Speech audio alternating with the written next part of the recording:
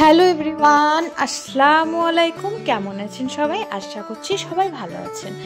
আলহামদুলিল্লাহ, আমরাও সবাই খুব ভালো আছি। কিন্তু চিন্টু বাবু আর ওর পাপারও শরীরটা খুব খারাপ। আর সবাইকে জানাই গুড মর্নিং।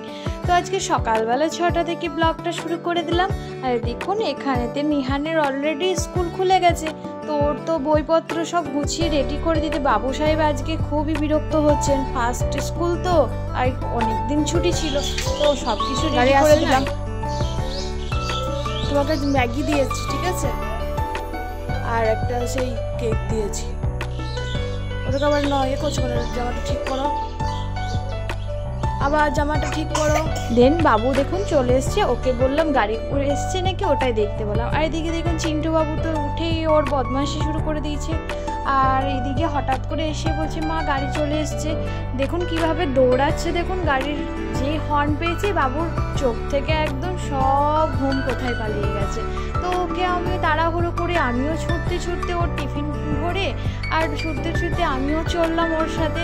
মাদের তো বুঝতেই পারছেন ছেলেদের স্কুল খুললে যেটা হয় আর কি। তো তারপরে এসে আমি এখানেতে রান্না চাপিয়ে দিলাম। এখানে হচ্ছে ভাত, এখানে হচ্ছে চিকেন মাংস, মানে চিকেন আলু দিয়ে হবে, সেজন্য ওটা আগে ভেজে নিচ্ছি। আর এদিকে দেখুন কীরকম ভাপ উঠে গেল।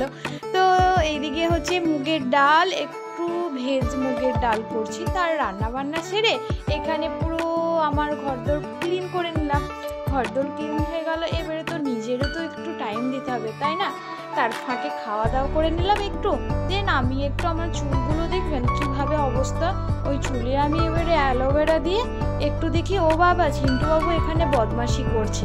তো ও নিজের মতন খেলা করছে, আমিও এবারে আমার একটু রেস্ট নিলাম। যদি ব্লগটা ভালো লাগে লাইক কমেন্ট শেয়ার। আল্লাহ হাফেজ। সবাই ভালো থাকবেন, সুস্থ থাকবেন। আবার একটি নতুন একটি ব্লগ নিয়ে আপনাদের সাথে দেখা হবে। টাটা।